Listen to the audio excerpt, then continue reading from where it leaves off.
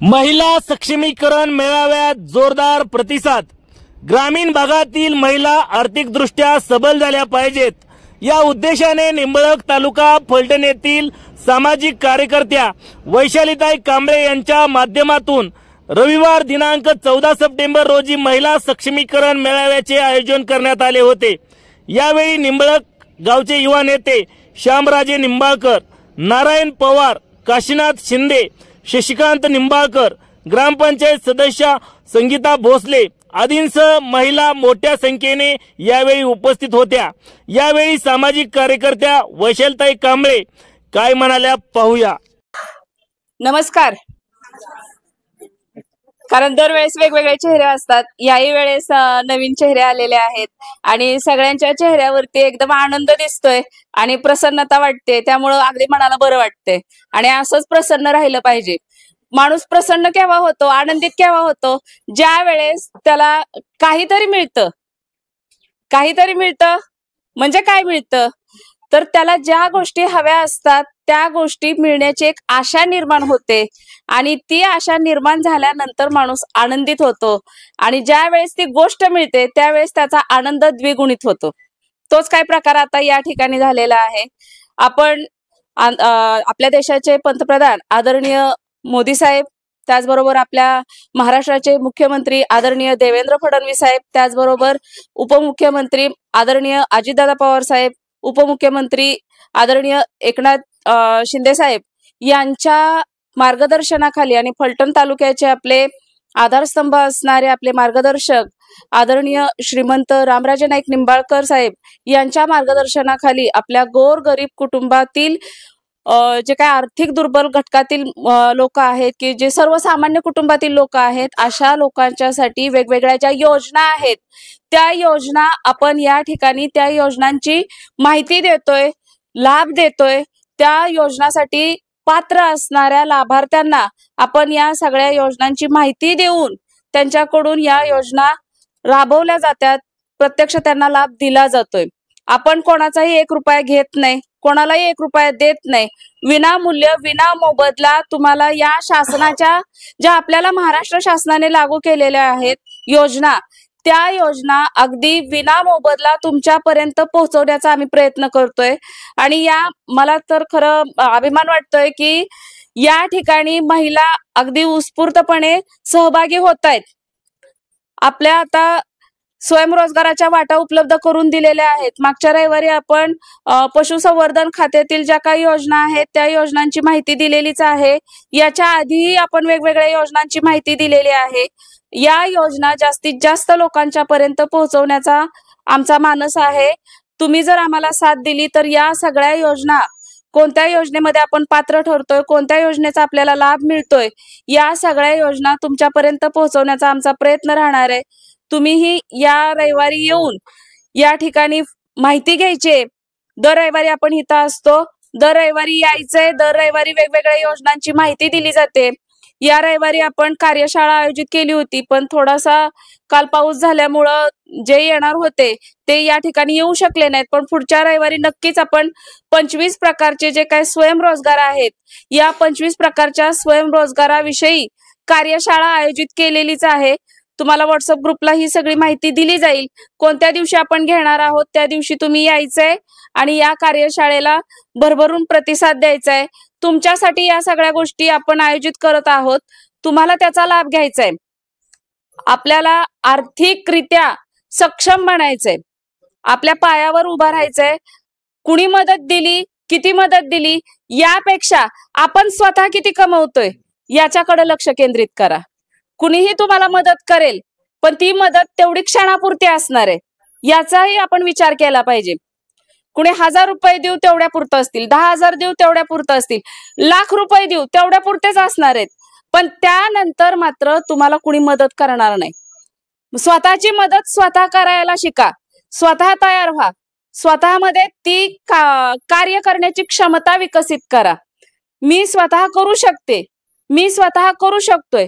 एखादा लघु व्यवसाय असेल, एखादा उद्योग असेल, एखादा स्वयंरोजगार असेल की जो आपण घरात बसून करू शकतोय, अशा दृष्टिकोनातनं प्रयत्न करा। स्वतः सक्षम बना, स्वतःची किंमत स्वतः ओळखा। कुठल्याही आर्थिक मदतीला भुली पडू नका.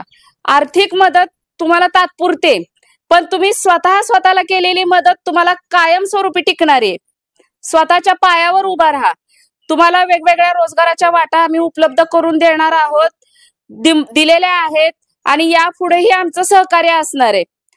मदत आम्ही तुम्हाला जी करतोय ती तुम्हाला सक्षम बनवण्यासाठी करतोय. तुम्ही स्वतःच्या पायावर उभा राहा, स्वतः तयार करा काहीतरी, आणि स्वतः तयार केल्यानंतर मला वाटत नाही की कुणाच्या वरती आपल्याला अवलंबून राहावं लागेल. ज्या वेळेस आपण स्वतः तयार होऊ त्यावेळेस इतरांची आपल्याला अपेक्षाही करायची नाही. आपणच स्वतःविषयीची अपेक्षा स्वतः निर्माण करा, स्वतःला तयार करा आणि स्वतःला तयार करून या ठिकाणी आपण आता लढायचंय. आपल्याला सक्षम बनायचंय, आर्थिक दृष्ट्या आपल्याला भक्कम व्हायचंय, आपल्या कुटुंबाचा आधार बनायचंय. महिलांनी स्वतः जागृत व्हायचंय. महिला स्वतः कुटुंब चालवत असते. जरी पुरुषाचा या ठिकाणी आर्थिक हातभार असेल, पण कुटुंबाची पूर्ण जबाबदारी महिलेवर असते. कळत नकळत त्या सगळ्या गोष्टी ती करत असते. पण याबरोबरच जर तिने स्वतः आर्थिकदृष्ट्या सक्षम जर बनलं तर मला वाटतं कुटुंबाची स्थिती बदलायला वेळ लागणार नाही. तर महिलांना माझी विनंती आहे की आपण जास्तीत जास्त या ठिकाणी सक्षम होण्याचा प्रयत्न करा, आर्थिकदृष्ट्या सक्षम होण्याचा प्रयत्न करा. तुम्हाला ज्या गोष्टी लागतायत त्या गोष्टी द्यायला मी या ठिकाणी येतच असते, येणारच आहे. भविष्यात तुमचा माझा संवाद राहणारच आहे. तुम्हाला ज्या गोष्टी पाहिजेत की बाबा आम्हाला या पद्धतीचं प्रशिक्षण पाहिजे, त्या पद्धतीचं प्रशिक्षण या ठिकाणी आपण लावू. आम्हाला या पद्धतीचा लघु व्यवसाय करायचा आहे, आम्हाला त्याची माहिती पाहिजे किंवा त्यासाठी आम्हाला काय काय करावं लागेल याची सुद्धा तुम्हाला सगळी माहिती देऊ.